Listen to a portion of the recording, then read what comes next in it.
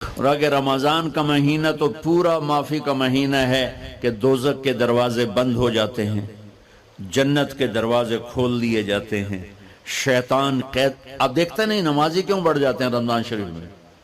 کہ وہ نامراد قید ہو جاتے.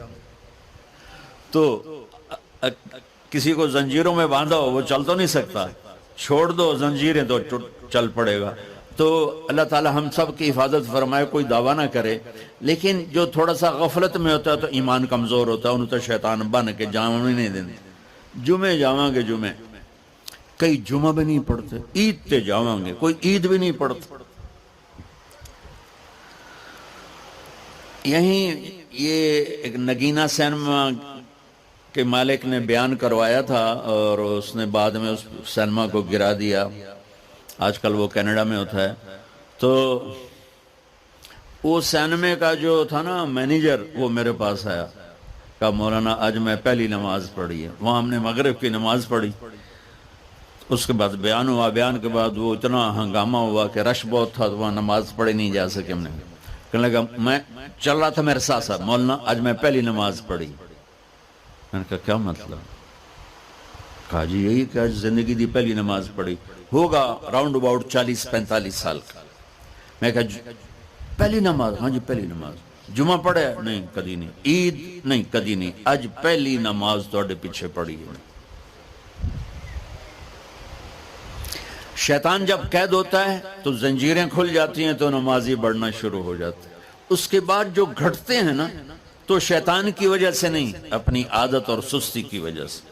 پہلے 2-3 دن بڑا جوش ہوندہ ہے، پھر اس کے بعد گھٹتے ادھے کو پھر نکل جاندے ہیں، ادھے رہ جاندے ہیں. تو تراویح میں پہلے پوری مسجد بھرے گی، پھر ایک صف جائے گی، پھر دوسری جائے گی، پھر تیسری جائے گی. تو بھائیو یہ رمضان آ رہا ہے، دیکھو میں ہاتھ جوڑتا ہوں، نماز 5 وقت سارا سال فرض ہے، لیکن روزے کی برکت سے کیا ہوتا ہے؟ شیطان قید ہو جاتا ہے تو وہ سارے بھاگے آ رہے ہوتے ہیں. اللہ سے مانگ لو اس رمضان میں کہ یا اللہ ایسی توفیق دے کہ موت تک نماز نہ چھوٹ. رمضان میں بہت سے لوگ رشوت لینا چھوڑ دیتے ہیں کہ نہیں جی ہن رمضان شریف آ گیا. رمضان شریف بھی تو آیا ہے، لیکن اصل میں شیطان قید ہوا ہے تو اب کہہ رہے نہیں ہن رشوت نہیں لینی، مہینے بعد لواں گے.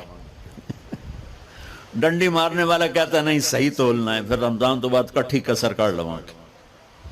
وہ کیا وجہ ہے پیچھے؟ ایک تو رمضان کی برکات ہیں، اور ایک شیطان کا قید ہونا ہے، اور ایک جنت کے دروازوں کا کھل جانا، دوزخ کے دروازوں کا بند ہونا، اللہ کے عرش کا پہلے آسمان پہ مستقل ڈیرا ڈال دینا، اور پھر اعلان کرنا ہے کوئی بخشش آنے والا ہے، کوئی معافی مانگنے والا ہے، کوئی توبہ کرنے والا ہے، کوئی جنت مانگنے والا ہے، کوئی دنیا مانگنے والا.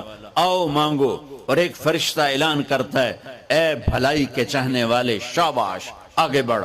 اور دوسرا فرشتہ اعلان کرتا ہے اے برائی کے کرنے والے بس کر اور واپس آج، بس کر اور واپس آج. رمضان کا مطلب ہے جل جانا. رمضان کے لفظ کا مطلب ہے جل جانا. جلنے کا مطلب کیوں ہے اس میں؟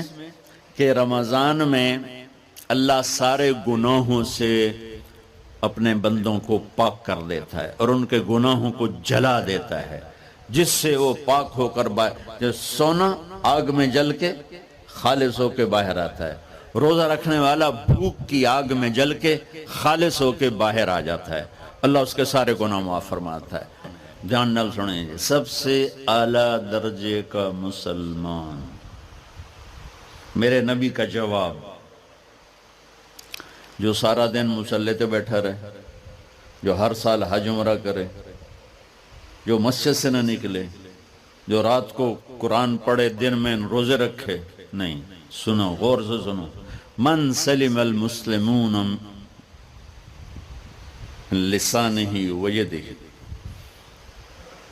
سب سے اعلیٰ درجے کا مسلمان فیصلہ بات کا وہ ہے جو اپنے مسلمانوں کو تکلیف نہ پہنچائے، جو ہاتھ اور زبان سے کسی کو تکلیف نہ پہنچائے، وہ سب سے اعلیٰ درجے کا مسلمان ہے. سبحان، کیا بات. میرے نبی سے ایک صحابی نے پوچھا یا رسول اللہ ہمارے محلے میں ایک خاتون رہتی ہے، رات کو تہجد پڑھتی ہے، دن میں روزے رکھتی ہے، پر اس کی زبان بہت سخت ہے، بہت بےزتی کرتی ہے۔ اب نے کہا جہنم میں جائے گی۔ کہا جی ایک خاتون ہے جو نہ نفلی روزہ، لیکن اس کی زبان کا بول بڑا میٹھا ہے، کہا وہ جنت میں جائے گی۔ تو سب سے اعلیٰ درجے کا مسلمان کون ہے جو کسی کو تکلیف نہ پہنچائے؟ پھر اس نے پوچھا ای الایمان افضل، سب سے اعلیٰ درجے کا مومن کون ہے؟ تو آپ نے فرمایا حسن الاخلاق، جس کے اخلاق اچھے ہوں وہ سب سے اعلیٰ درجے کا ایمان والا ہے۔ کیونکہ تکلیف نہ پہنچانا اخلاق کی ایک صفت ہے، اور اخلاق کی بے شمار اقسام۔ میرے نبی نے فرمایا اچھے اخلاق 360 صفات کا نام ہے۔ ایک صفت بھی کسی مسلمان مرد عورت کے اندر ہوگی تو جنت میں چلا جائے گا۔ سامنے ابو بکر بیٹھے تھے، کہنے لگے یا رسول اللہ کو میرے اندر بھی ہے؟ تو آپ نے فرمایا تیرے اندر ساری ہے، ساری تیرے اندر ساری۔ تو ابتدا بھی بتا دی، انتہا بھی بتا دی، اور عبادت بھی مسلمان کو اخلاق تک پہنچاتی ہے۔ اب سنو قرآن سے، اللہ تعالیٰ انسان کسے کہتا ہے؟ ایمان والوں کو۔ ان الذین کفروا من اہل الکتاب والمشرکین فی نار جہنم خالدین فیہا اولئک ہم شر البریہ۔ سب سے بدترین مخلوق وہ ہے جو اللہ کو نہ مانے، جو اللہ کے دین کو نہ مانے۔ آپ نے کہا وہ سب سے بدترین مخلوق۔ تو لا الہ الا اللہ محمد رسول اللہ ہمیں انسانیت میں داخل کرتا ہے۔ انسان ہے ہی وہ جو لا الہ الا اللہ محمد رسول اللہ کا کلمہ پڑھتا ہو میرے رب کے نزدیک۔ نماز کیا ہے؟ نماز کیا ہے؟ بول بھائی ہاں۔ میرا اللہ کہتا ہے ان الصلاۃ تنہا، اب آئی نہیں چل رہا،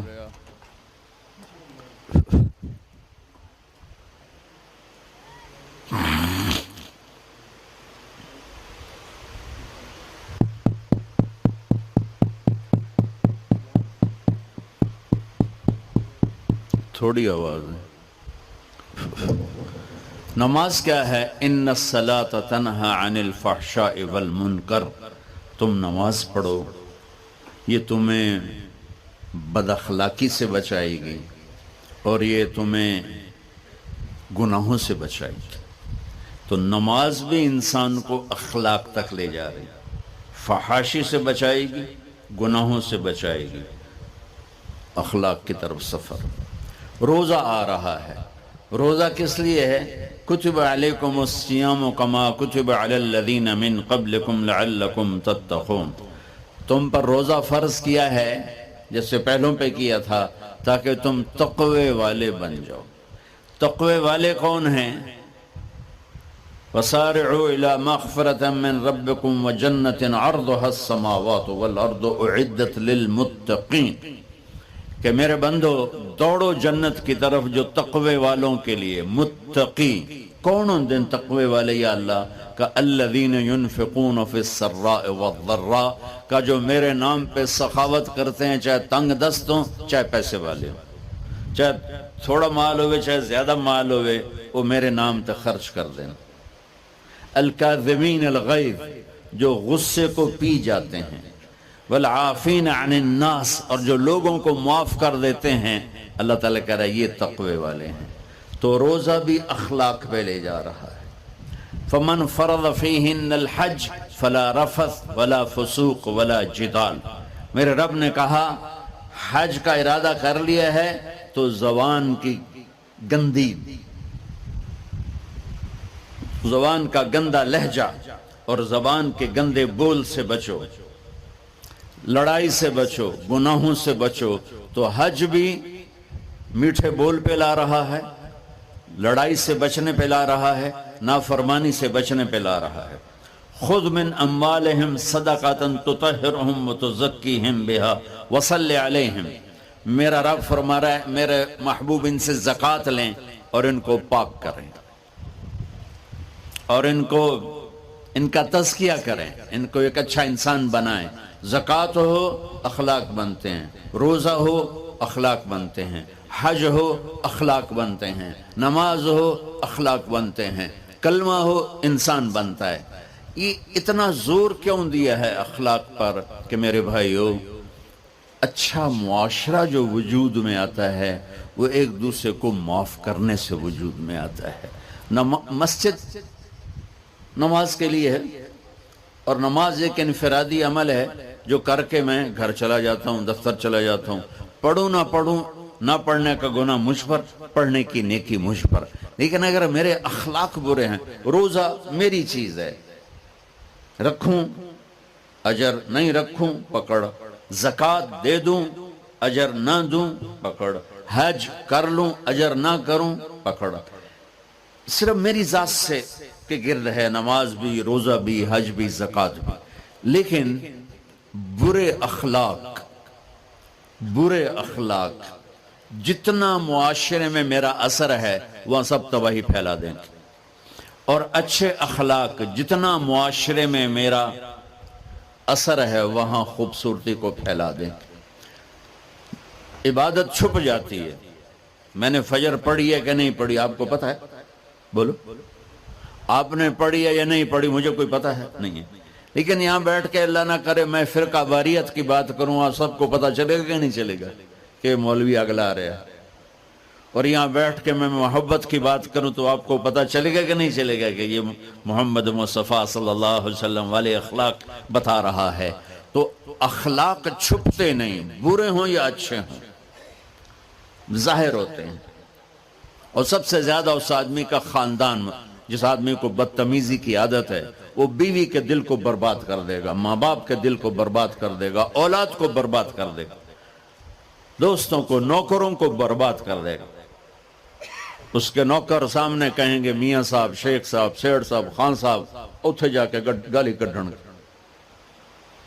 اور جس کے اخلاق اچھے ہوتے ہیں وہ اپنے گھر کو خوبصورت بنا دیتا ہے، رشتوں کو خوبصورت بنا دیتا ہے، ملازموں کو خوبصورت بنا دیتا ہے، اپنے کاروبار کو، اپنی زندگی کو، ہر پہلو اس کا خوبصورت ہو جاتا ہے۔ اچھے اخلاق لباس کی طرح ہیں جو میرا ہر عیب چھپا لیتے ہیں، اور برے اخلاق ننگے آدمی کی طرح ہے جس کا ہر عیب سامنے آ جاتا ہے۔ اور اللہ کی رحمت اتنی طاقتور ہے کہ میرا رب فرماتا ہے، یہ تو میں نے 5 غلطیاں بتائی ہیں، لیکن میرا رب فرماتا ہے میرا بندہ میں تجھے عمر بھی دیتا ہوں، طاقت بھی دیتا ہوں، تو اتنے گناہ کر کے زمین فیصل آباد کی سے اٹھا کر آسمان کی چھت کو لگا دے، سوری دنیا گناہ گار ہو جائے نا تو آسمان کیا چاند تک بھی گناہ نہیں جا سکتے۔ اور میرا اللہ کہہ رہا ہے ایک مرد عورت اتنے گناہ کرے کہ آسمان کی چھت کو لگا دے، پھر صرف ایک دفعہ مجھے کہے یا اللہ معاف کر، تو میں سارے ہی معاف کر دوں۔ تو بھائیو یہ رات بھی معافی مانگنے کی ہے۔ تو میرے عزیز اور رمضان شریف آ رہا ہے، اپنے دل کو کینہ سے صاف کرو، بغض سے صاف کرو، نفرت سے صاف کرو، کسی سے لڑے ہوئے ہو اللہ کے واسطے صلح کر لو، یہ لڑنے کی جگہ نہیں ہے، محبت کر کے جاؤ تو اللہ بڑے اونچے عالی درجات نصیب فرمائے گا۔ اور اللہ تعالیٰ موقع دے تو رمضان میں ایک 3 دن تبلیغ میں اللہ کے راستے میں ضرور لگا لینا۔ تو سارے بھائی نیت کرتے ہو؟ سنتیں پڑھ۔ اللہ نے زکوٰۃ فرض کی ہے تو زکوٰۃ نکالو۔ اب تو اتنے حالات ہیں کہ متوسط طبقہ بھی زکوٰۃ کا مستحق ہے، اپنے زکوٰۃ سے بڑھ کے نکالو، چونکہ زکوٰۃ دینے والا بخیلوں سے تو نکل جاتا ہے لیکن سخیوں میں داخلہ اس سے اوپر کرے گا تو ہوتا ہے۔ 2,500 دے دیا نا 1 لاکھ میں سے تو باپ پہ بخیل کا لیبل نہیں لگے گا، لیکن سخی کا بھی نہیں لگے گا، اوپر چوانی خرچ کر دو تو ایک سٹیپ آپ آ جائیں گے۔ سخی بن کے زندگی گزارو، لوگوں پہ خرچ کرنے کا مزہ بہت ہے، جوڑنے کے مزے سے زیادہ لگانے کا مزہ ہے۔ تو رمضان آ رہا ہے، خرچ کریں، زکوٰۃ سے بڑھ کر دیں، انتہائی ضرورت مند ہیں ہمارے لوگ